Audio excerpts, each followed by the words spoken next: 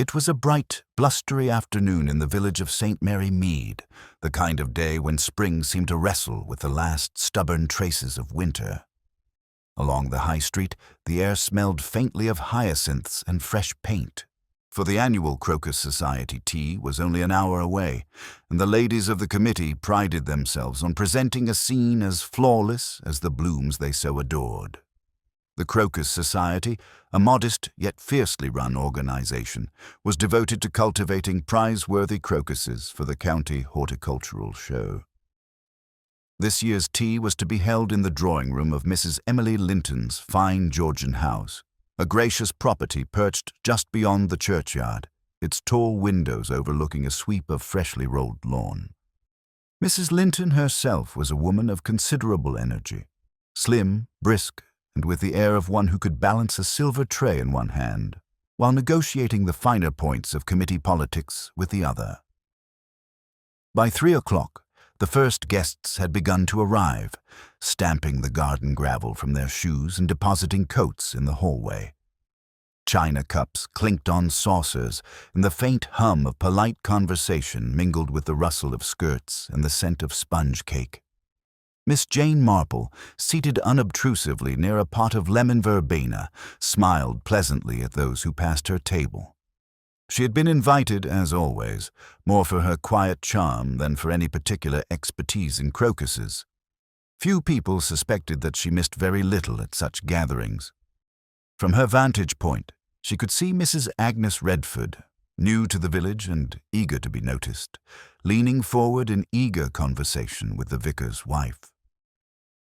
Agnes had recently taken over the disused mill cottage, and her manner suggested a determination to make herself a figure of importance. Miss Marple noted the woman's bright, slightly too loud laugh and the way she watched for reactions as she spoke. On another side of the room, Colonel Phelps, retired from the Indian Army and prone to long-winded tales, was recounting a story to Major Selby, who appeared to be listening with only half an ear while his gaze wandered toward the tea-table. It was during the serving of the second pot of tea that the atmosphere shifted. The door opened abruptly, and young Margaret Braddock, Mrs. Linton's niece, entered in a state of dishevelment. Her cheeks were flushed, her gloves were in one hand, and her eyes darted about the room as though searching for someone. Conversations faltered. Teaspoons clinked into silence. Mrs. Linton rose at once. "Margaret, my dear, what on earth—" But Margaret was already moving toward her aunt, speaking in a low voice that nonetheless carried enough urgency to reach Miss Marple's attentive ear. "There's been an accident," she said, though the tremor in her voice suggested something more final than mere misfortune. "In the library, I found—" She stopped, swallowing, and glanced around the room at the circle of watching faces. Mrs. Linton's smile stiffened as though she hoped to smooth the matter over with a touch of hospitality. "Perhaps we'd best discuss this privately," she said, but her eyes betrayed a flicker of unease. That unease deepened when Margaret's gaze fell on one of the guests, Mr. Lionel Harcourt, a man in his late 50s with the refined manners of a retired civil servant. He sat very still, his teacup poised midway to his lips, the faintest tightening at the corners of his mouth. Miss Marple, who knew well the language of small expressions, made a mental note. The ladies and gentlemen were soon herded toward the drawing-room windows under some pretext, while Mrs. Linton and Margaret slipped away. It was only a matter of minutes before the vicar himself, looking unusually grave, appeared in the doorway and announced in a voice meant to be calm, "I'm afraid there has been a most distressing occurrence. Mr. Edward Price, our society's treasurer, has been found dead." A ripple of shock ran through the assembly, though more than one pair of eyes flicked instinctively toward the closed door at the far end of the hall. Miss Marple remained in her chair, her knitting untouched in her lap. A treasurer dead in the library during a genteel tea. How very curious, especially when, only an hour earlier, she had overheard a remark about certain discrepancies in the society's accounts, whispered between two members who assumed no one was listening. The room filled again with murmurings. Questions, theories and protests. Some spoke of sudden illness, others of a dreadful accident. But Miss Marple, with the mildest tilt of her head, suspected otherwise. For in the brief moment when the news was given, she had seen Mrs. Agnes Redford press a hand to her throat. Not in horror, but in the manner of one who has just been reminded of something most inconvenient. She reached into her knitting bag, ostensibly to search for another ball of wool, but in reality to retrieve her small notepad. Certain things, she knew, must be written down before the details were blurred by gossip and conjecture. The village, after all, would be buzzing within the hour. As the guests began to disperse in a subdued flurry, Miss Marple rose quietly. She had no intention of intruding, yet. But she would take the long way home, passing by the library windows. Sometimes, the smallest observations, like a book out of place or a flower pressed between its pages, could lead one directly to the truth. And truth, she reflected, was very much like a crocus bulb. Buried deep, it would emerge eventually, if one knew just where to look. By the time Miss Marple reached the High Street, the news of Edward Price's death had already begun to ripple through St. Mary Mead like wind across a field of tall grass. The Crocus Society tea was scarcely concluded, yet whispers drifted from the post office doorway and the butcher's shop window as though the entire village had been standing just outside Mrs. Linton's house, ears pressed to the glass. At the corner, Mrs. Beatrice Clegg, widow, part-time churchwarden, and self-appointed chronicler of all notable events, was speaking in a tone that managed to sound both scandalized and authoritative. Dead in the library, they say. The poor soul must have had some sort of seizure, though between you and me, I never thought him the healthiest of men. Always had a rather ashen look. Standing beside her, Mr. Thomas Briggs, the grocer, shook his head slowly. A seizure, perhaps. But Margaret Braddock's face when she came into the drawing-room, that was no ordinary shock. She looked as if she'd seen the devil himself. Miss Marple, passing within earshot, did not pause. She offered only a polite nod and continued on her way, though she stored the remark neatly in her mind. In her experience, village gossip often served as a muddled first draft of the truth, inaccurate in detail, but rarely without some small kernel worth noting. When she arrived at the High Street tea-rooms, it was clear that the gossip had taken firmer root. Inside, several of the Crocus Society ladies had gathered, ostensibly for a restorative cup after the afternoon's unpleasantness. The low murmur of voices stopped momentarily when Miss Marple entered, replaced by a flutter of smiles and polite nods before the conversation resumed at double speed. Mrs. Dorothy Finch, stout and always somewhat breathless, leaned across the table toward her companion. Well, if you ask me, it's no surprise.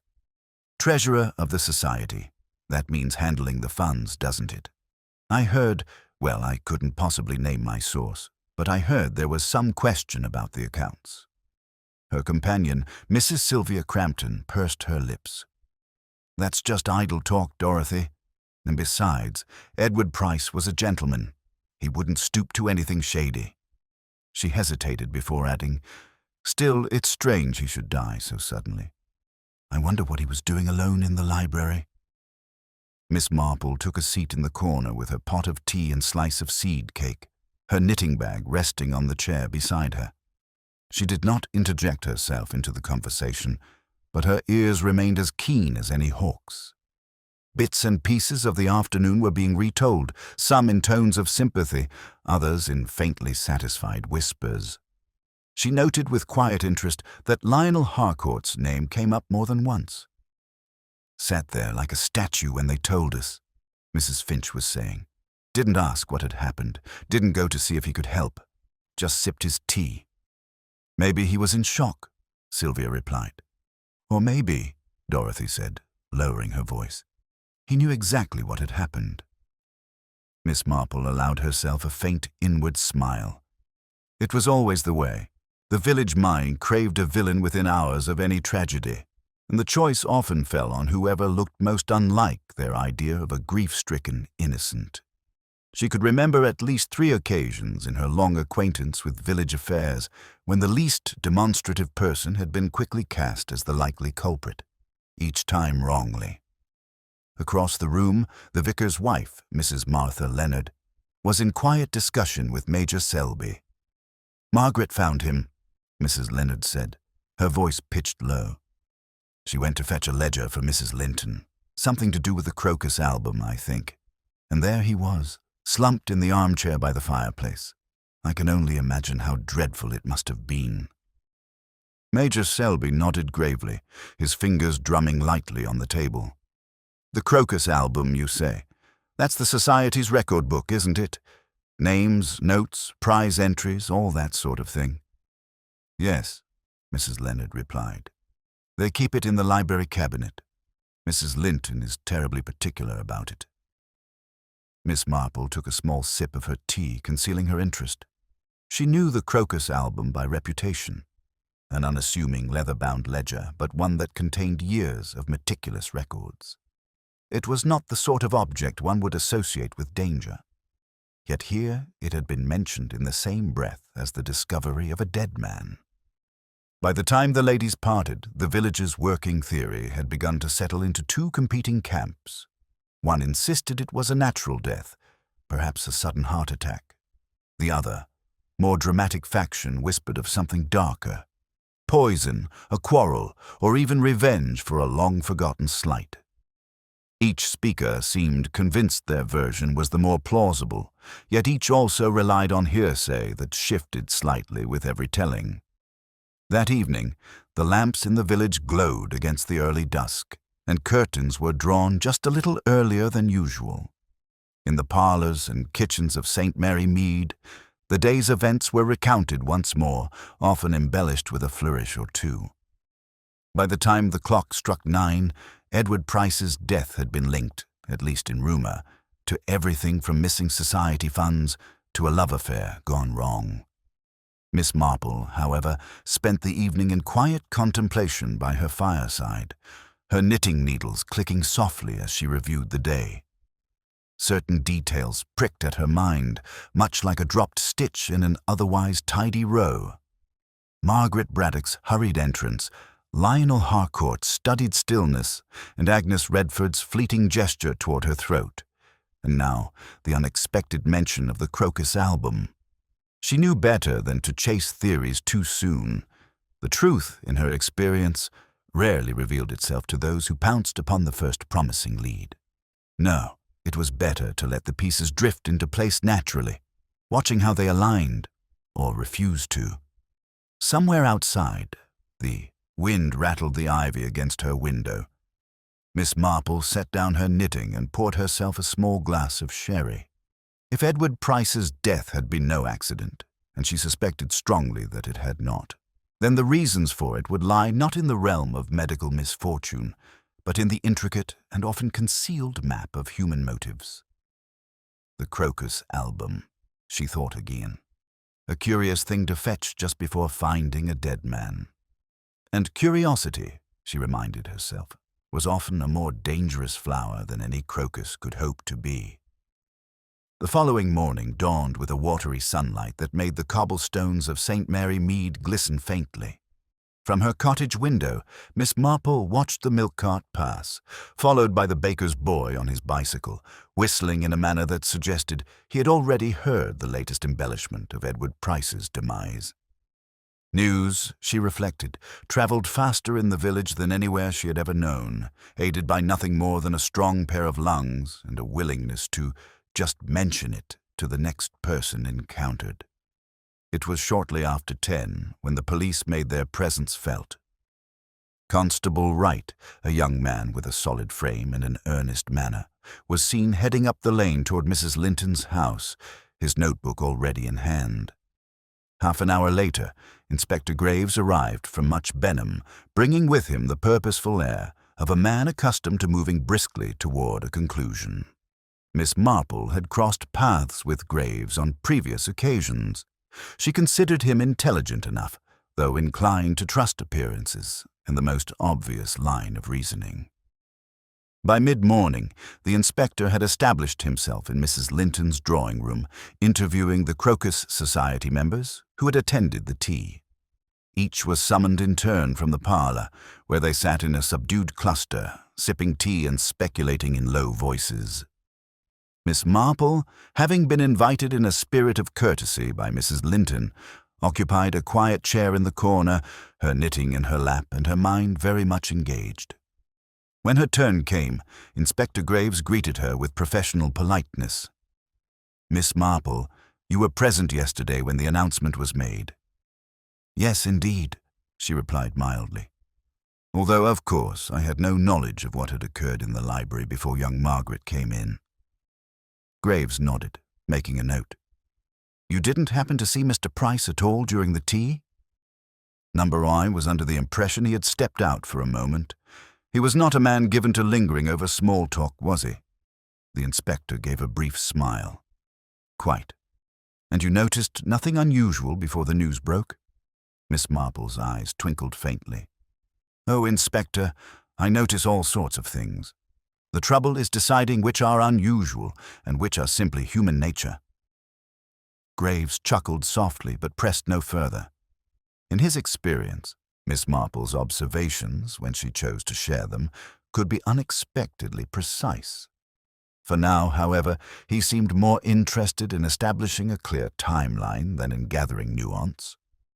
From her seat in the parlour afterward, Miss Marple listened to other interviews as they drifted faintly through the closed door. Agnes Redford was next, her voice carrying with a faint edge of defensiveness.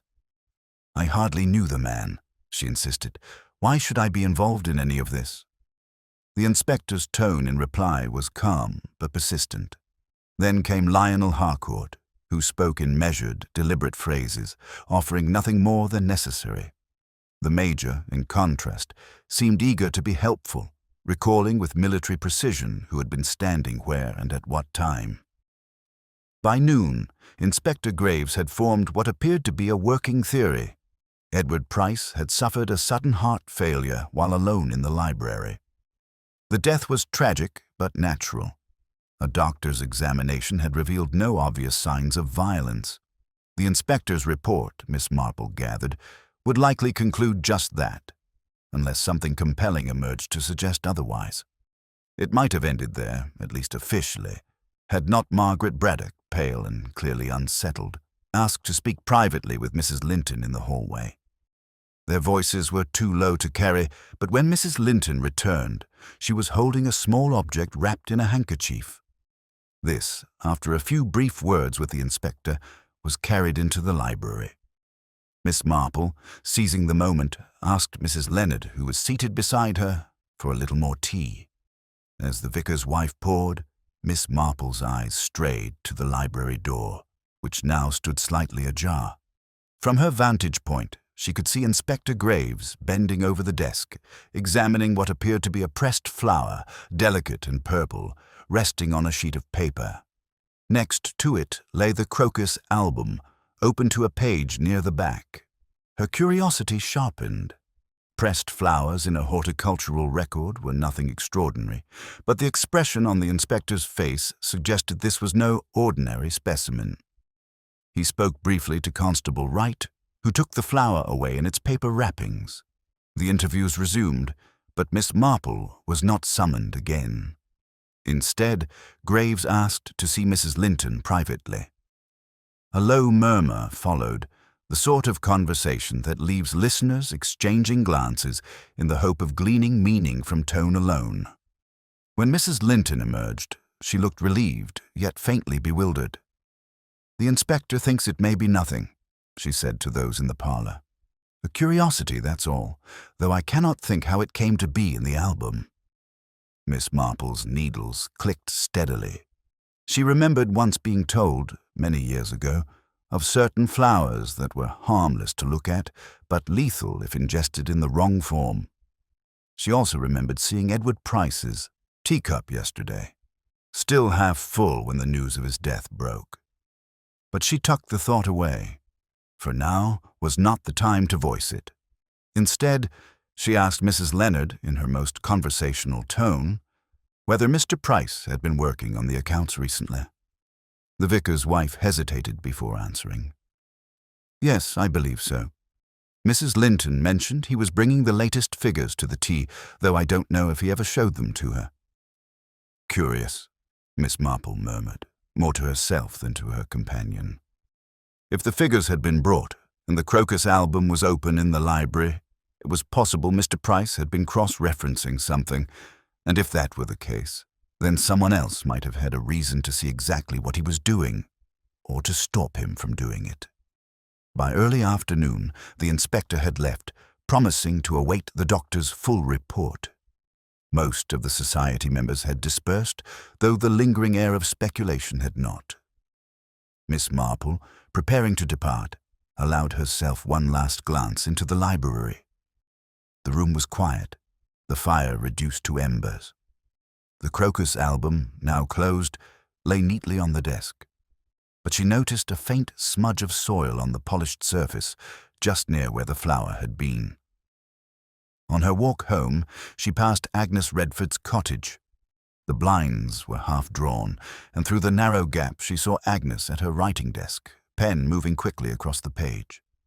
A letter, perhaps, or something less innocent.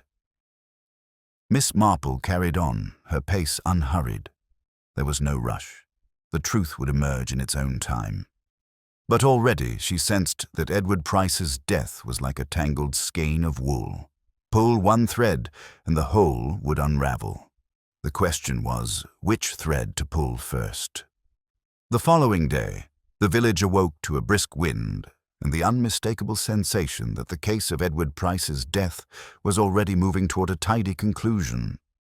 Inspector Graves had returned from Much Benham with a renewed air of purpose, and by the time the church clock struck 11, word had spread along the high street that the police had their man or woman, depending on which version of events one happened to hear. At the post office, Mrs. Beatrice Clegg confided to a small, eager circle that it was practically certain Mrs. Agnes Redford would be questioned more closely. "It only stands to reason," she said, lowering her voice just enough to make her words more compelling. "She's the newest in the village. No one knows much about her past, and she was seen talking to Mr. Price not a fortnight ago. Heatedly, I might add." At the same moment, in the tea rooms, a slightly different story was being poured alongside the morning's coffee. Mrs. Dorothy Finch insisted to Mrs. Sylvia Crampton that Lionel Harcourt was the obvious suspect. Didn't so much as blink when the news came, sat there like a man who had already rehearsed the I-Sai moment in his mind. "And you know, Sylvia, I heard he and Mr. Price were at odds over some matter in last year's accounts." Miss Marple, who had stopped in for her customary mid-morning tea, allowed the conversation to wash over her without interruption. She knew from long experience that the more firmly a village fixed upon a likely culprit, the more danger there was of overlooking the truth entirely. Theories born from convenience rarely matched the more complex reality. By noon, the inspector's focus appeared to have settled decisively on Lionel Harcourt. His decision, Miss Marple gathered from the vicar's wife, rested on 3 points. Harcourt had been seen leaving the vicinity of the library shortly before Margaret Braddock's discovery. He had been in a long-standing disagreement with Price over the allocation of society funds, and, most damning in the inspector's eyes, he had no convincing account of his movements for a period of 10 minutes during the tea. Miss Marple considered this with care. 10 minutes was an eternity in which to commit any number of acts, but it was also a conveniently empty span that could belong to dozens of innocent explanations. And while Harcourt's reserve and deliberate speech might appear suspicious to those accustomed to more demonstrative manners, Miss Marple was wary of reading guilt into temperament. That afternoon, Inspector Graves called upon Harcourt at his home, a neat brick house with well-swept steps and curtains drawn back at precise angles. Miss Marple, purely by chance, happened to be passing on her way to return a library book. The door stood open just wide enough for her to glimpse Harcourt in the sitting room, his tall frame rigid, his expression grave but composed. Graves sat opposite, his notebook open, his tone measured. "I've nothing to hide, Inspector," Harcourt was saying. "Mr. Price and I disagreed professionally, yes, but our relationship was civil. On the day in question, I stepped out into the garden to take some air. The drawing room was stifling, and I dislike prolonged gatherings." "And you encountered no one during that time?" Graves pressed. Harcourt shook his head. "Not a soul. I returned to find the commotion already underway."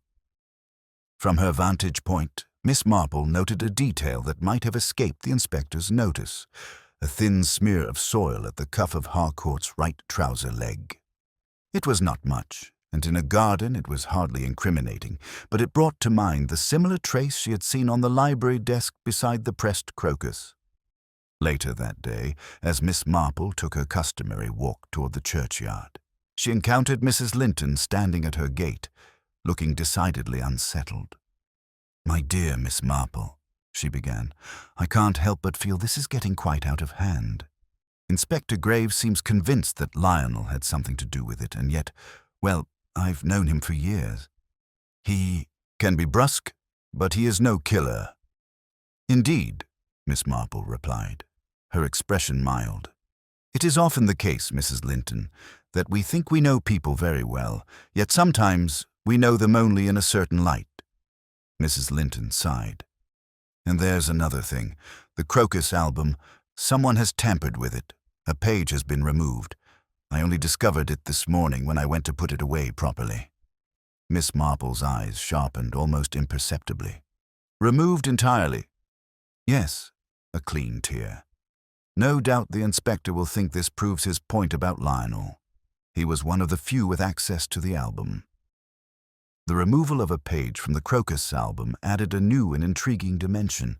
If Edward Price had been looking at that page when he died, then the removal could indicate an attempt to erase evidence. But the question was, evidence of what? A financial irregularity, a personal slight, or something more subtle altogether? That evening, the village seemed to settle into a wary watchfulness. Curtains twitched when Harcourt passed on his way to the grocer's. Conversations paused when Agnes Redford appeared at the tea-rooms. Both were now touched by the shadow of suspicion, and neither could move without attracting comment. Miss Marple, however, remained unconvinced by the inspector's tidy theory. She thought again of Margaret Braddock's pale face, of the pressed crocus, of the soil smudge on the desk. She thought of Mrs. Linton's discovery about the missing page. And she thought, too, of human nature, its vanities, its grievances, and the curious way small acts could set in motion far larger consequences. The truth, she felt certain, would not be found in the inspector's neat line of reasoning, but in the untidy back rooms of village life, where motives intertwined like the roots of a long-established plant. And so she decided, as she settled into her armchair with her knitting, that it was time to make a few quiet inquiries of her own, starting with someone who might know what Edward Price had been doing in the library before anyone else saw him there. The next morning brought a crisp, clear light to Saint. Mary Mead, the kind that revealed every outline of hedge and chimney with a precision almost too sharp for comfort. It was the sort of day, Miss Marple thought, when small details stood out, provided one had the inclination to notice them, and noticing, as she well knew, was often a matter of training oneself to see what others overlooked. She had decided, quite without announcing her intentions, to call upon Margaret Braddock. Margaret was young, barely in her mid-20s, and knew enough to village life to be unpracticed in the art of concealment. More importantly, she had been the one to discover Edward Price's body, and perhaps the last person to see him alive. That gave her, in Miss Marple's estimation, a vantage point no one else possessed. The Braddock home, a modest whitewashed cottage on the lane toward the common, was tidy but showed signs of hurried upkeep. Margaret answered the door with a faint trace of surprise, though she quickly invited Miss Marple in and set about making tea. Her hands, Miss Marple noticed, trembled slightly as she laid the cups on the tray. "It was good of you to come, Miss Marple," Margaret said, settling into the chair opposite. "I haven't been able to think of much else since, well," Miss Marple gave a sympathetic nod. "It is a dreadful thing to stumble upon, my dear. You mustn't feel it's wrong to talk about it." Margaret hesitated, then seemed to draw a breath for courage. It was so odd. I'd gone to fetch the Crocus album for Aunt Emily, just as she asked. She was in the middle of pouring tea and couldn't leave the guests. When I stepped into the library, I saw him straight away. Mr. Price, sitting in the armchair by the fire. His head was slumped to one side, and there was something on the floor beside him. "Something," Miss Marple prompted gently. "A single petal," Margaret said after a pause. A purple crocus petal. It struck me as peculiar. I almost bent to pick it up, but then I realized he wasn't breathing. Miss Marple's knitting bag, resting by her feet, rustled faintly as she reached inside for her small notepad. "And the paddle, did you tell the inspector?" Margaret nodded. "I mentioned it, but he seemed more interested in the pressed flower in the album. I didn't see that until later when he called me in to ask about it." Miss Marple considered this. A single petal on the floor could easily have fallen from a bouquet or an arrangement, yet the Crocus Society prided itself on presentation, and loose petals were generally swept away at once. More curiously, a pressed flower in the album and a loose petal nearby suggested a connection, but what sort? She tucked the thought away, as she always did when a piece seemed not yet ready to fit into the puzzle. Before leaving, Miss Marple allowed the conversation to drift toward lighter matters, knowing that too much direct questioning could close a person up entirely. Margaret, relieved, began to speak of the forthcoming county show and the gossip surrounding who might take first prize in the early blooms. But Miss Marple's mind remained on the petal, its presence as out of place in the library as a muddy footprint in a parlor. That afternoon, Miss Marple took a deliberate detour through the vicarage garden, where she found Mrs. Leonard pruning her roses. "Ah, Miss Marple," the vicar's wife greeted her cheerfully. "I suppose you've heard the latest. Inspector Graves is quite fixed on Lionel Harcourt. Says the missing page in the Crocus album is practically the smoking gun." "Indeed," Miss Marple replied, stooping to admire a rosebud. "And yet, dear Martha, I can't help thinking that if a person meant to hide something, they might do so in a way that draws less attention than tearing out a page." Mrs. Leonard laughed. "You always were one for the subtlety of things." As they spoke, Miss Marple's eyes wandered to a small bed of crocuses along the garden path. A few petals had fallen naturally onto the soil, their color vivid against the dark earth. She bent, not to pick them, but to note how the petals curled slightly at the edges as they dried. It was the sort of detail one could overlook unless one had seen something similar before. In a library, perhaps, where no crocus bed ought to have been near enough to shed its petals. Later, in the quiet of her own sitting room, Miss Marple laid out the day's observations in her mind. Margaret's petal, the pressed flower in the album, the smudge of soil on the desk, and the matching trace on Lionel Harcourt's trousers. Each might be explained away separately, but together they hinted at a chain of events not yet apparent to the inspector. She was pondering this when there came a light knock at the door. It was Mrs. Linton, her cheeks pink from the wind. "Jane, I simply had to tell someone. Another odd thing has come to light. When I went to tidy the library this morning, I found the small paper knife from the desk drawer lying on the windowsill. Not hidden exactly, but quite out of place." Miss Marple's eyes narrowed slightly. "A paper knife, you say? Was it clean?" "Yes, perfectly, though I can't think why it would be left there." "A curious oversight," Miss Marple murmured. "One that may mean nothing or quite a lot." Mrs. Linton looked uneasy. "Do you think it could have been used to—" She trailed off, unable to finish the thought. Miss Marple shook her head gently. "It is not wise to speculate too soon, but small things, Mrs. Linton. Small things can be very telling." When her visitor had gone, Miss Marple took up her knitting, but found her mind too occupied to count stitches. She thought again of the missing album page, wondering whether it had borne a pressed specimen similar to the one the inspector now had in his possession. If so, the removal might not have been an attempt to erase a record of an entry, but to remove a particular flower entirely. And flowers, she knew, could be more than ornamental. They could be messages, tokens, or warnings, or, in certain cases, deadly.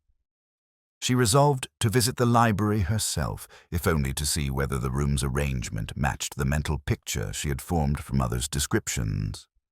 For sometimes, a space could reveal its secrets not through what was present, but through what was absent.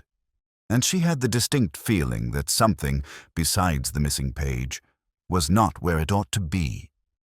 The petal, she told herself as she prepared for bed, was the beginning of a thread.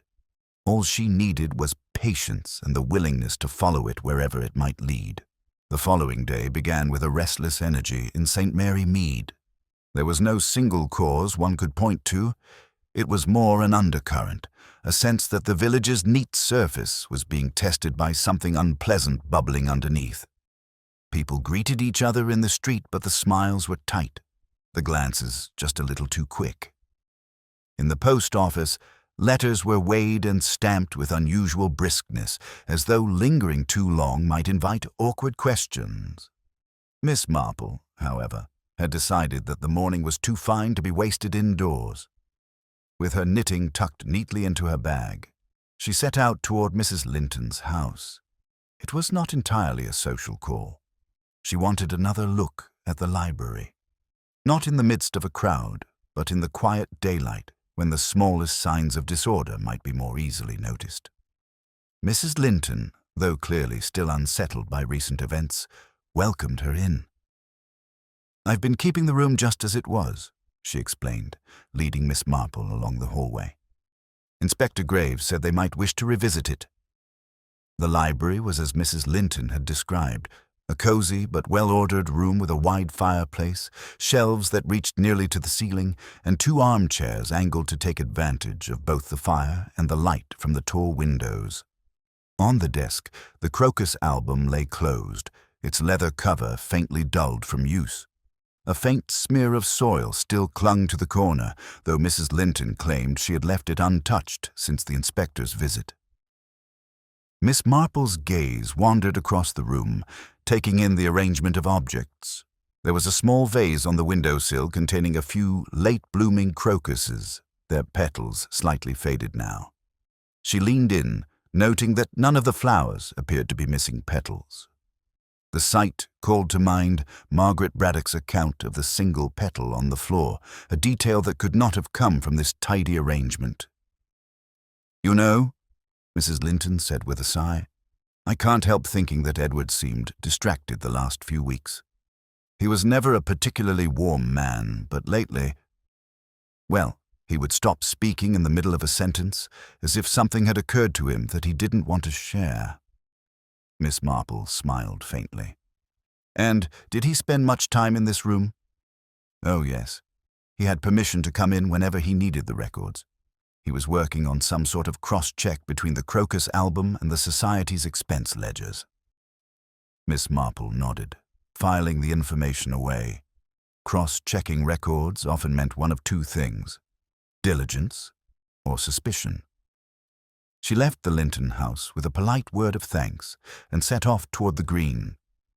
There she encountered Agnes Redford, who was standing by the notice board pretending to read the posted announcements. Agnes's usual bright manner was replaced by a faint wariness, though she greeted Miss Marple politely. "My dear," Miss Marple said warmly, "I was so sorry to hear you'd been troubled by all this unpleasantness." Agnes gave a little shrug. "One can't help being troubled when people start whispering, Miss Marple. I hardly knew the man, and yet some seem to think I must have been in the thick of whatever happened." Miss Marple's expression was sympathetic. "Whispers are a dangerous thing.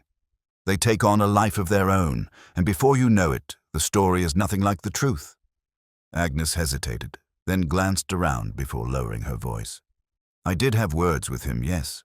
but it was nothing more than a disagreement over the Society's prize nominations. He had left my entries off the early bloom list. Said it was a clerical oversight, but I thought otherwise. Miss Marple made no comment, merely tucking this morsel into her growing collection. Disagreements could fester in the most genteel of settings, especially where reputations and recognition were concerned. By afternoon, the atmosphere in the village had grown thicker still. At the tea rooms, conversations shifted abruptly when certain people entered.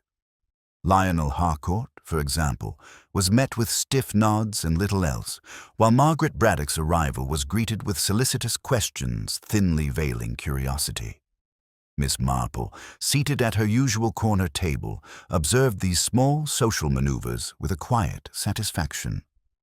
In such changes of manner, she often found hints of alliances, enmities, and the subtle flow of information. It was during this visit that she overheard a particularly telling exchange between Mrs. Dorothy Finch and Major Selby. The Major, leaning in, spoke in a low voice. "Price had something on someone, Dorothy. You mark my words, he wasn't the type to go digging through ledgers for amusement." Dorothy's eyes widened. "And you think—" "I think," Selby said grimly, "that the missing page in the Crocus album was no accident. Price found something, and whoever it concerned made certain it wouldn't be found again." Miss Marple stirred her tea gently, as though entirely absorbed in its color. The Major's conclusion was not unlike one she herself had been considering, though she knew better than to place too much weight on village theories. Still, the bluntness of his statement suggested that Price's diligence with the records had not gone unnoticed before his death. That evening, she stopped briefly at the vicarage to return a book to Mrs. Leonard. The vicar's wife, always eager for conversation, could not resist lowering her voice and confiding, "I've just heard from Mrs. Clegg, though of course it's only hearsay, that Edward Price had arranged to meet someone in the library during the tea. Isn't that strange? Why choose such a busy day?" "Unless," Miss Marple suggested mildly, "one wished the meeting to be overlooked entirely, hidden in the bustle of a gathering." Mrs. Leonard's eyes lit up. "Exactly. I said to Martha Clegg, it's the perfect cover." As Miss Marple walked home through the gathering dusk, she thought about that idea. A meeting, planned in advance, with the Crocus album somehow central to the exchange, a petal on the floor, a pressed flower, a missing page, soil traces, all threads of a pattern that was not yet clear. Back in her parlor, she set her knitting aside and made a fresh note in her small book. If the meeting took place, who benefited most from its outcome, and who could not afford it to conclude as intended? She underlined it twice. Then, with a small, satisfied nod, she added another question beneath. Was the flower the message, or the method? Outside, the wind rustled the hedgerows, carrying with it the faint scent of earth and early blooms. Miss Marple leaned back in her chair, the glimmer of a plan forming at the edges of her thoughts. She had no intention of confronting anyone yet. But soon, she suspected, the polite smiles in St. Mary Mead would begin to slip, and when they did, the truth, long concealed behind them, might finally show its face. 2 days later, the village awoke to the unsettling news that Inspector Graves had returned to St. Mary Mead earlier than expected. Word traveled swiftly. He had been to Much Benham, consulted with the doctor who examined Edward Price, and was now back with what some were calling a decisive finding. By mid-morning, speculation was in full bloom. At the post office, Mrs. Clegg declared that this could mean only one thing: poison. At the tea rooms, Mrs. Finch was equally sure it must be something found in the blood that confirmed foul play. Miss Marple, who had taken her morning stroll a little later than usual, did not have to wait long to discover the truth. Passing along the lane near Mrs. Linton's house, she saw Inspector Graves leaving the front door with his usual brisk step, a folded paper tucked under his arm. He paused when he saw her. "Miss Marple," he said, tipping his hat. You may be interested to know the doctor's report has changed the complexion of this case. It wasn't natural causes after all. Mr. Price was poisoned. Miss Marple inclined her head gravely. Ah, and the method? Graves consulted the paper briefly. A plant-based toxin. The doctor says it's consistent with certain ornamental bulbs. Crocus among them, though of course there are others. Miss Marple's eyes did not widen, nor did she appear in the least surprised. And this, she said mildly, explains the pressed flower in the Crocus album, perhaps? That's one possibility, Graves admitted. We also found pollen traces in the cup he was drinking from. The trouble is, anyone could have handled that cup at some point, and we've still no clear idea how the toxin was administered. As he walked away, she remained standing in the lane, her thoughts moving quickly. A crocus-based poison, the petal Margaret Braddock had seen on the floor, the pressed flower, the missing page. It was no longer a question of whether the crocus had meaning. It plainly did. The question was, who understood its significance enough to use it as part of a murder? The news of poison spread faster than the wind that afternoon. In the tea rooms, Mrs. Leonard leaned over her cup to whisper to Mrs. Crampton, "They say it could have been slipped into his tea, or even in a sweet. Isn't that dreadful?" Meanwhile, Major Selby declared loudly to anyone who would listen that this proves the fellow was targeted, and that Harcourt's cool manner makes perfect sense now. Guilt will do that. Miss Marple listened to these shifting theories, knowing they would continue to swing like a weather vane with each new scrap of information. But she had a different concern. If poison had been the cause, then the killer had taken a considerable risk. Crocus-based toxins were not instantly recognizable, which meant the culprit either had botanical knowledge or had been advised by someone who did. That thought sent her the next morning to the village library, not Mrs. Linton's, but the public reading room, where she requested the horticulture reference volumes. She leafed through them at a steady pace until she found the entry she sought. A note on the Colchicum autumnal, the autumn crocus. Its bulb, leaves, and flowers, she read, contained a potent poison that could cause symptoms hours after ingestion, and, here her eyes sharpened, dried or pressed specimens retained their potency for some time. Closing the book, Miss Marple glanced around the quiet room. There was only one other occupant, Lionel Harcourt, seated at a table by the window, reading a newspaper but glancing up more often than seemed necessary. She offered him a polite nod before leaving, wondering whether his presence was coincidence or design. That afternoon brought the twist no one had expected. Mrs. Linton, looking pale, appeared at Miss Marple's door, with a folded sheet of paper in her hand. "Jane, I don't know what to make of this. It was slipped under my door this morning." Miss Marple took the paper and unfolded it. Inside was a single sheet from the Crocus album, the missing page. Pressed into it was a crocus flower, more faded than the one Inspector Graves had taken, and underneath, in Edward Price's neat handwriting, was a short note. "This confirms it. Speak to H before it's too late." "H," Mrs. Linton said, wringing her hands. "It must be Harcourt, surely. But why return this now, and why to me?" Miss Marple examined the sheet closely. The flower was genuine, the page torn cleanly at the binding, but there was something else, a faint smear in the corner, darker than soil.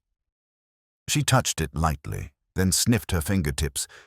Ink, fresh enough to have been handled recently. "Mrs. Linton," she said quietly, "do not show this to anyone yet.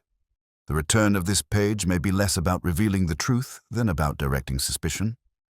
You think someone wants to frame Mr. Harcourt?" "I think," Miss Marple replied, folding the sheet again, "that when one has several suspects, a sudden piece of evidence pointing neatly to one of them should be treated with the utmost caution." By evening, the village was alive with the rumor that the missing page had been found, though no one seemed to know exactly where or by whom. This only deepened the divisions. Those convinced of Harcourt's guilt now felt they had irrefutable proof, while others whispered that such neatness was too convenient to be real. Miss Marple, sitting by her fire, considered the matter from another angle. If Edward Price had written that note, he had done so before his death, which meant he had intended to speak to Harcourt about something important. If Harcourt was innocent, then the meeting might have been to warn him or to enlist his help. But if Harcourt was guilty, then Price had been walking directly into danger. Her eyes fell on her small notepad, where she wrote a single line beneath her previous questions. Was the meeting the reason for the murder, or the opportunity for it? She set the pad aside and took up her knitting, her fingers moving automatically while her mind followed a different thread entirely. The poison, the petal, the pressed flowers, and the missing page all were strands of the same tapestry. And somewhere in that weave, the killer had left a knot that would not lie flat. She intended to find it. The following morning, the frost still clung stubbornly to the edges of the green when Miss Marple stepped out of her cottage with a determined air. The night before, she had decided that the time had come for a little gentle prodding, a way to see how certain individuals might react when a thought, or rather a suspicion, was placed into their path without any direct accusation. Such a method, she had learned long ago, often loosened tongues far more effectively than blunt questioning. Her first call of the day was to Agnes Redford's cottage. Agnes answered quickly, as though she had been watching for someone, her hair perfectly arranged and her expression only half composed. Inside, the small sitting room smelled faintly of lavender polish, with the lace curtains drawn back to let in the pale light. "Miss Marple," Agnes said brightly, "do come in. I suppose you've heard that they found that missing page from the Crocus album. Everyone's talking about it." Miss Marple allowed herself a nod. "Yes, my dear, a most curious turn of events. I've been wondering if it might not have been taken by someone who wished to keep a discovery to themselves, but then found it inconvenient to hold on to." Agnes tilted her head. "You think the page was returned to avoid suspicion?" Miss Marple smiled faintly, her eyes resting on Agnes's gloved hands. "Oh, suspicion is a difficult thing to shake once it settles on a person. Why, I remember a case years ago where the guilty party tried to plant a clue to point elsewhere. Unfortunately for them, they didn't realize that sometimes the act of pointing is itself rather revealing." Agnes gave a quick laugh, but it was slightly too high-pitched, and her gaze slid toward the mantelpiece, where a small glass vase held a single crocus bloom. Miss Marple, seeing it, asked mildly, "A late bloomer, isn't it?"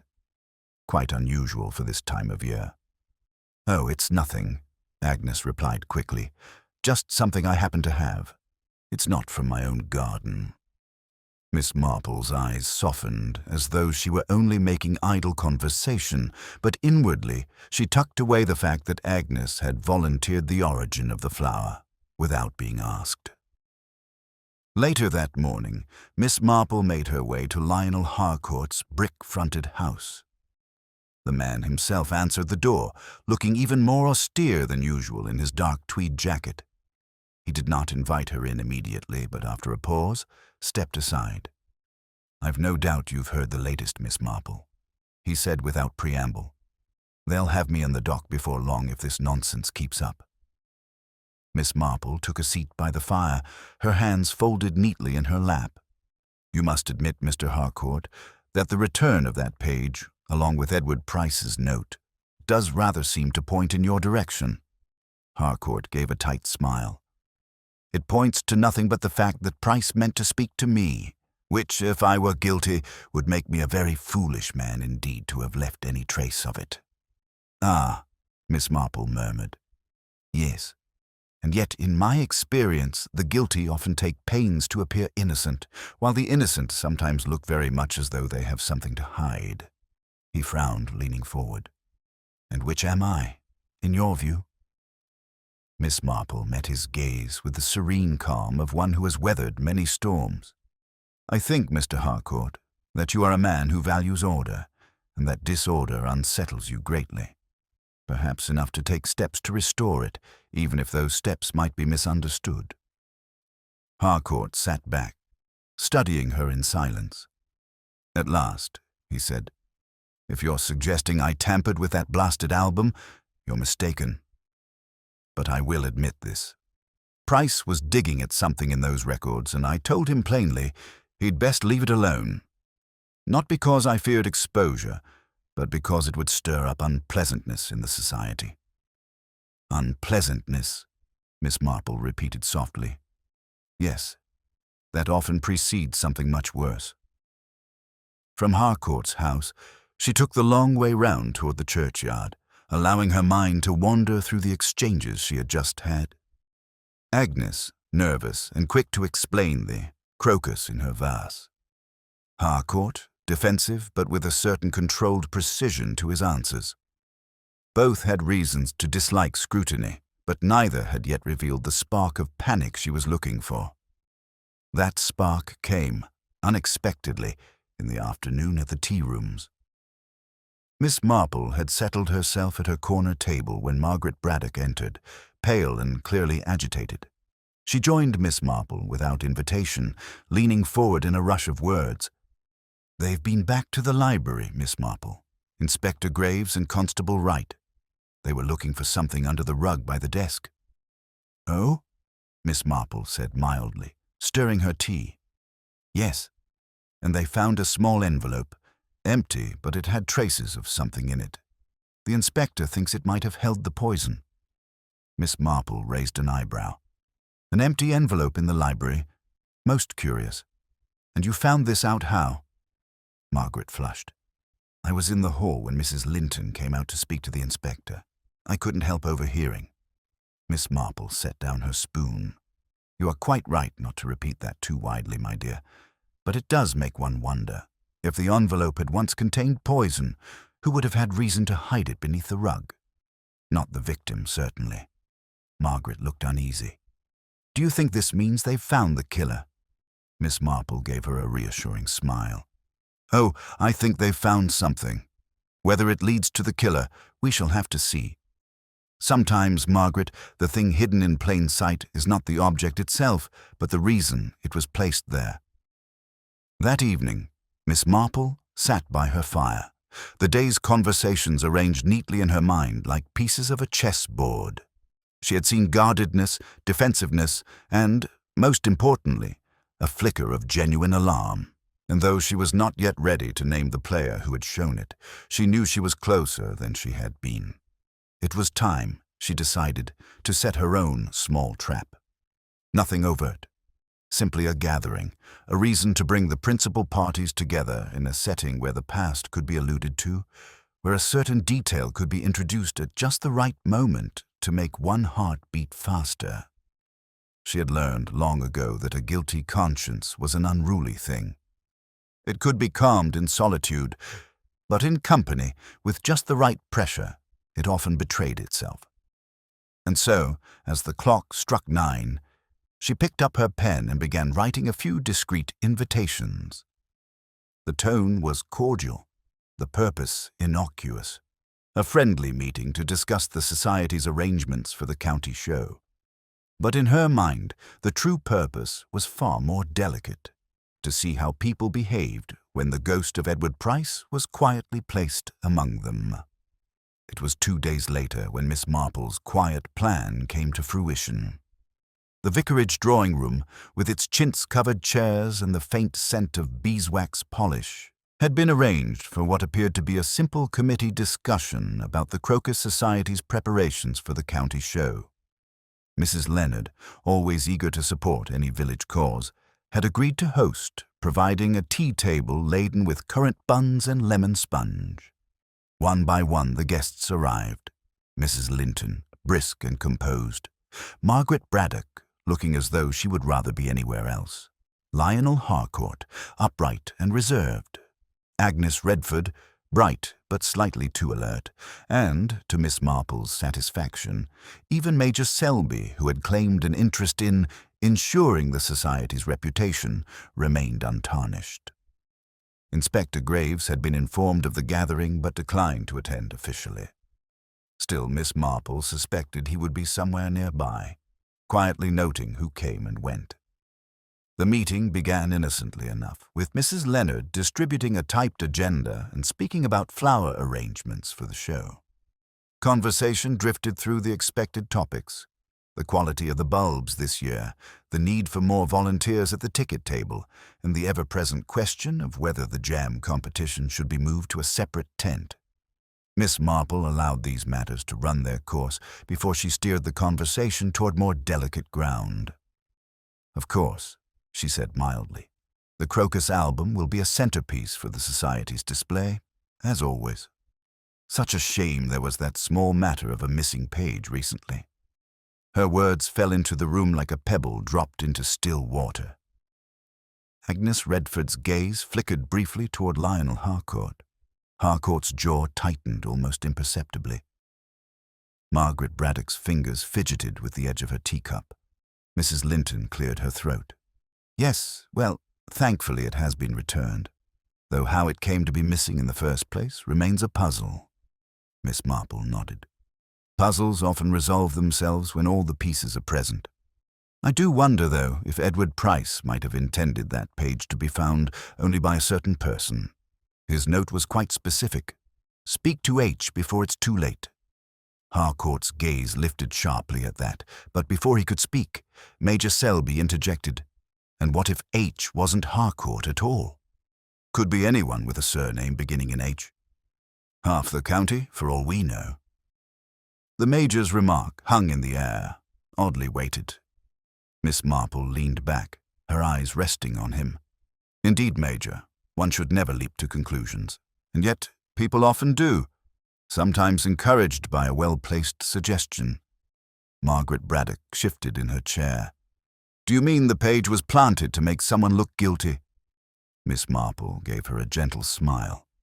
"It's a possibility, especially if the person planting it had something to gain from diverting attention." As the talk continued, Miss Marple let it meander into reminiscences about past shows, allowing a comfortable rhythm to return before introducing her next thread. "Do you recall," she said softly, "that during our last county show, a certain entry had to be withdrawn after a pressed flower was found to have been artificially colored? Edward Price was most insistent about upholding the rules." There was a faint, awkward laugh from Agnes. "Oh, that. Ancient history." "Yes," Miss Marple agreed, "though history, as I have found, has a way of repeating itself when the right conditions arise." It was then she noticed it, a subtle but undeniable reaction from Margaret Braddock. At the mention of rules and disqualification, her eyes dropped and a faint flush crept into her cheeks. Not the startled look of someone hearing new information, but the discomfort of someone reminded of a past entanglement. Miss Marple filed this away as Mrs. Leonard began to pour the second round of tea. It was time for the last nudge. She waited until cups were in hand, then remarked, almost idly, "And of course, one must be careful with certain flowers. The autumn crocus, for example. Quite beautiful, but rather dangerous if handled improperly. I believe even a pressed specimen can retain its qualities." Her tone was light, but the effect was immediate.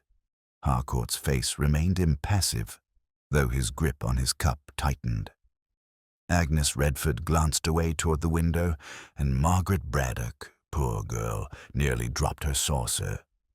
Miss Marple was quick to offer a reassuring word to cover the moment, but inwardly she noted the reaction. Fear, she thought, often arrives before guilt has time to compose itself. The meeting wound down soon after, with polite farewells and the rustle of coats and scarves. Miss Marple stayed behind under the pretext of helping Mrs. Leonard clear the tea things. When the last guest had gone, Mrs. Leonard turned to her. "Jane, I couldn't help noticing. That was rather a pointed choice of topic." Miss Marple's eyes twinkled. "Sometimes, dear Martha, one must let people speak without words. What they show in their faces can be far more revealing than anything they say." As she walked home through the crisp evening air, Miss Marple considered what she had seen. Harcourt remained a puzzle. Agnes Redford was hiding something, but Margaret Braddock's reaction had been the most unguarded. It did not mean she was the culprit, but it did mean that the threads of this tapestry were beginning to cross in ways the inspector had not yet seen. And in Miss Marple's experience, once threads began to cross, the whole pattern would eventually come into view, if one was patient enough to keep watching. The village awoke the next morning to an even sharper chill in the air, as though the frost had crept into every corner and refused to leave. St. Mary Mead's routines carried on. The milk cart rattled by. The post was delivered, but there was a subdued edge to the usual chatter. It was not just the ongoing whispers about Edward Price's death. There was something new stirring beneath the surface, a sense that the business was far from over. Miss Marple felt it herself before she even set foot outside her cottage.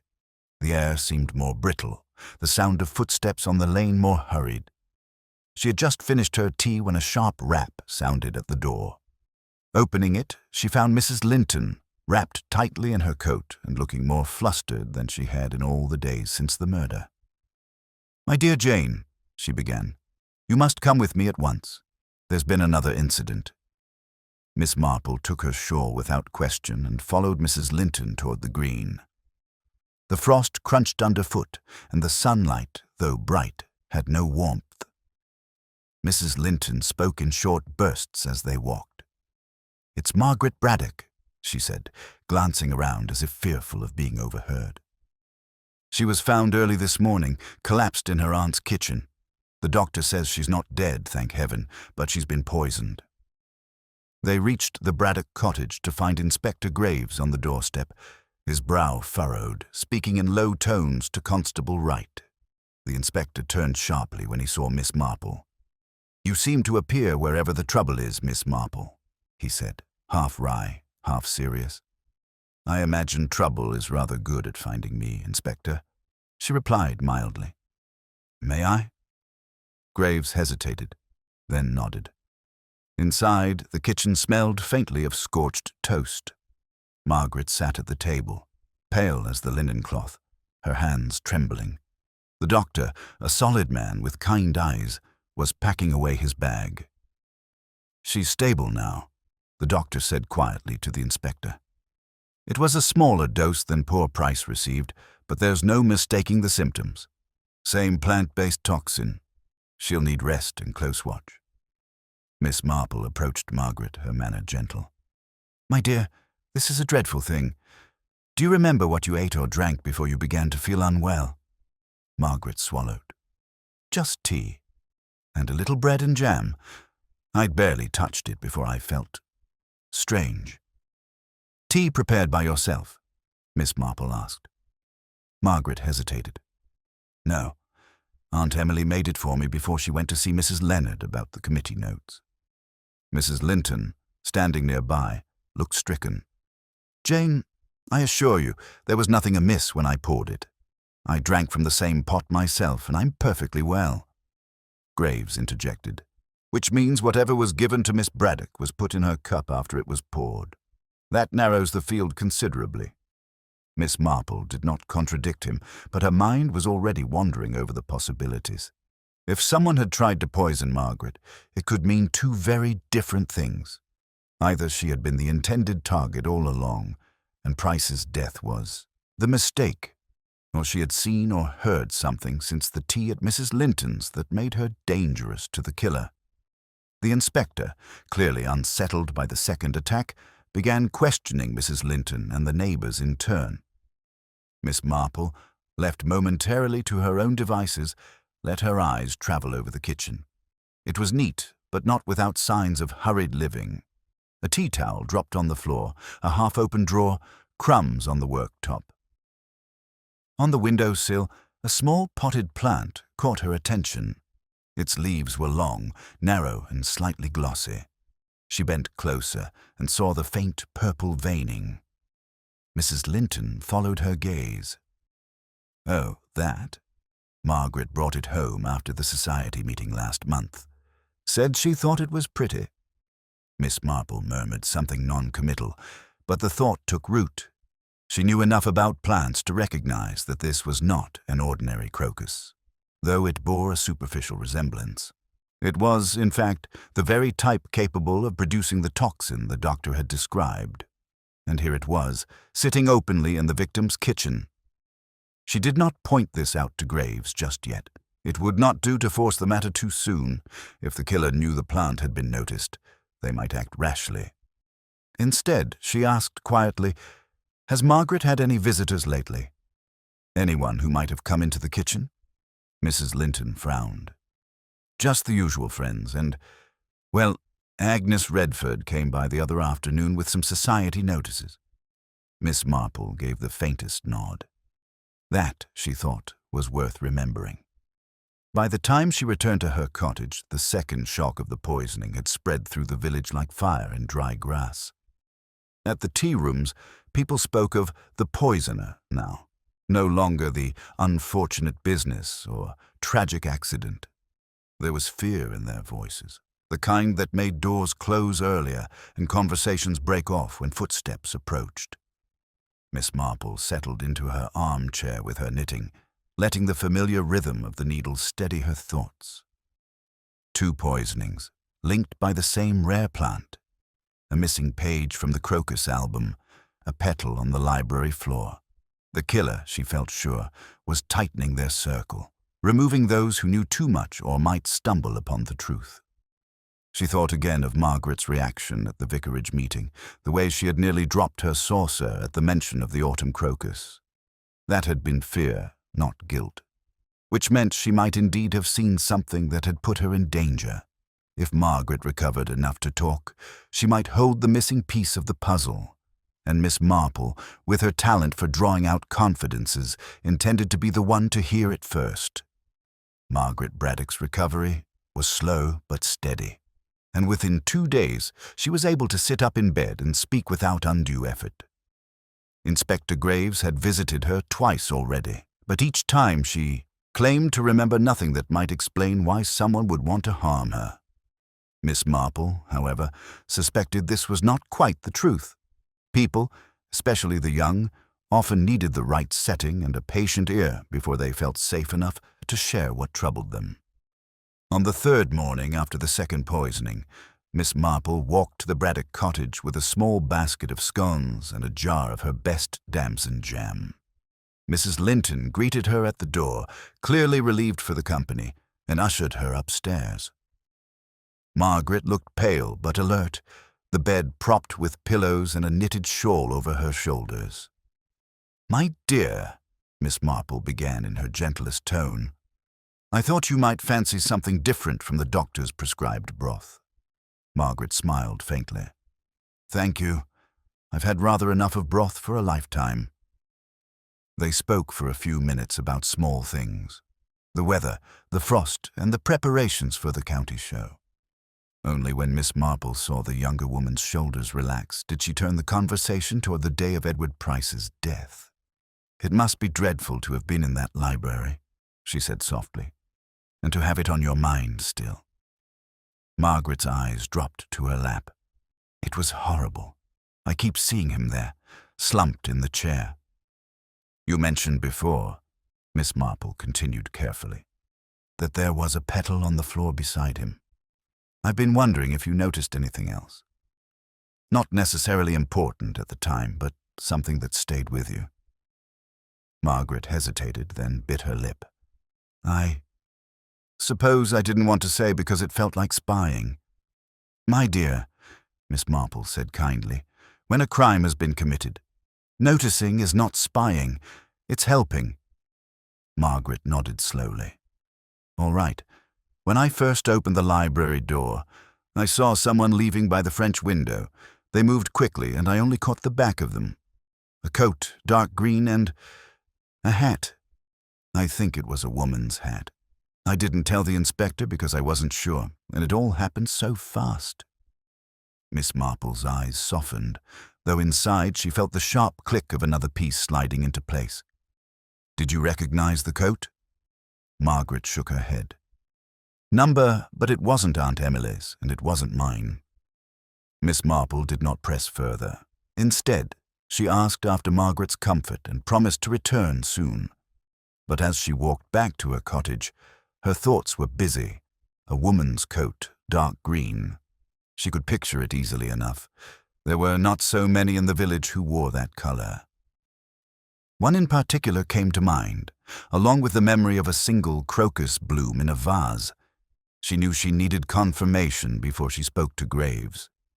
A direct accusation, without proof, would only drive the culprit to ground. So she resolved to set a final little test. A conversation, arranged to draw out the unguarded word or gesture that would tip the balance. The opportunity came that afternoon when Miss Marple called on Mrs. Leonard at the vicarage. The vicar's wife was always willing to have company, and she quickly agreed to invite a few others for tea the next day, under the guise of finalizing the society's display plans. Miss Marple requested, quite casually, that Agnes Redford be included. "She has such an eye for arrangement," she explained with a pleasant smile. The following afternoon, the vicarage drawing-room was again warm with the scent of tea and sponge cake. Mrs. Linton was there, along with Harcourt and Agnes, and a few other members who busied themselves with the details of tablecloths and placards. Miss Marple allowed the conversation to flow naturally for a while, before steering it gently toward the subject she had in mind.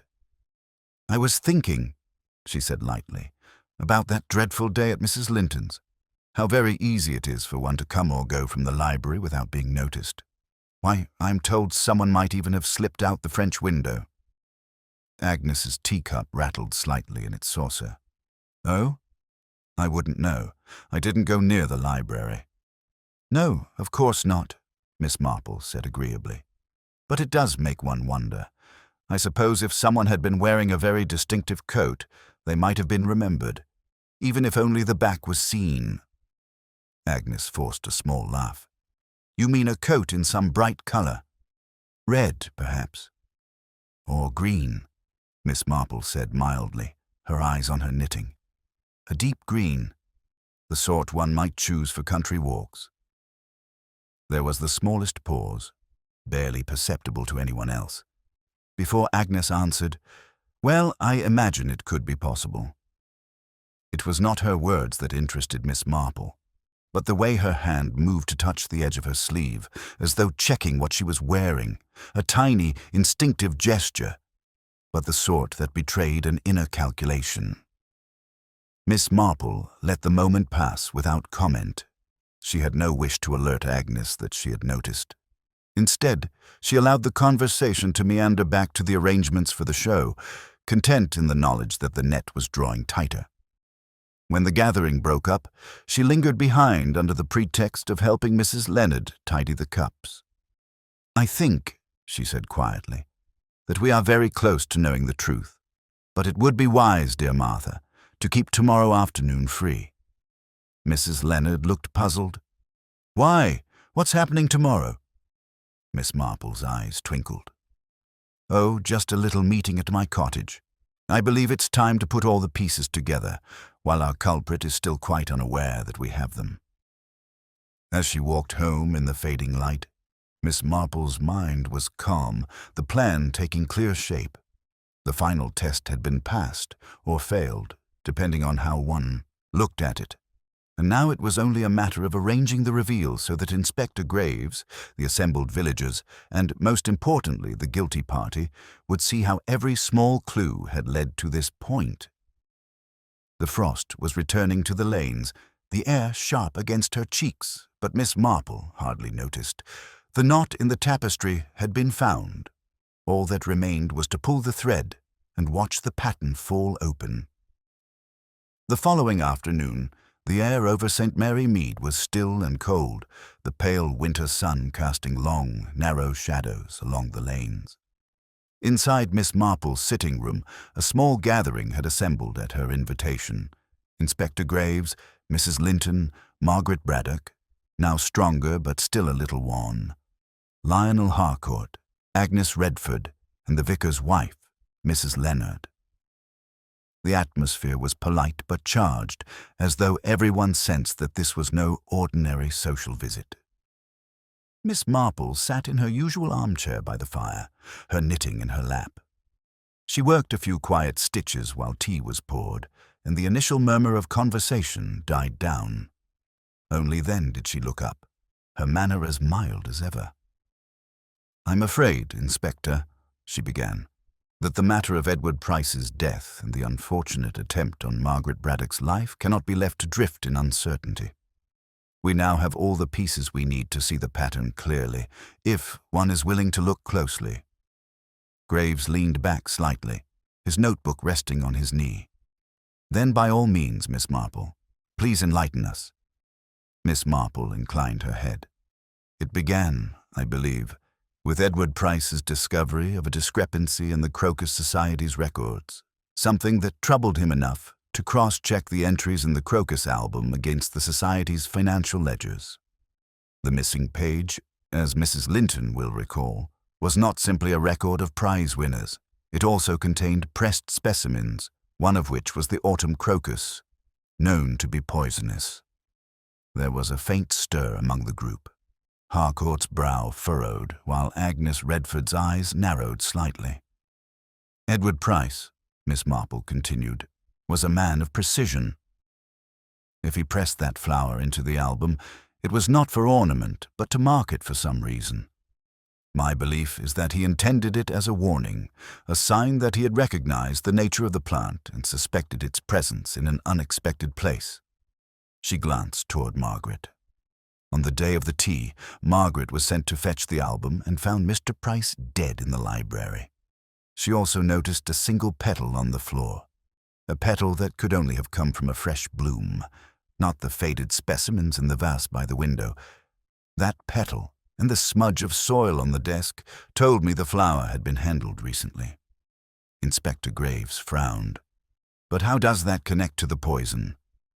Miss Marple's knitting needles clicked softly. "Because the same plant, whether fresh or pressed, retains its poisonous qualities. It is entirely possible to brew a deadly tea from it, or to introduce a powdered form into food or drink. The pressed flower was significant, not because it was the source of the poison, but because it proved that the killer had both access to the plant and knowledge of its danger." She paused to let this sink in before continuing. "The missing page was removed, I believe, to break the connection between the plant and its owner.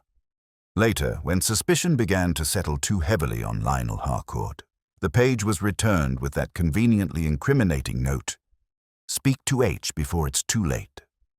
A crude attempt to shift blame, made all the more telling by its sudden reappearance." Harcourt gave a tight nod. "I said as much myself." Miss Marple's gaze moved to Agnes Redford. The question, of course, was who would benefit from such misdirection.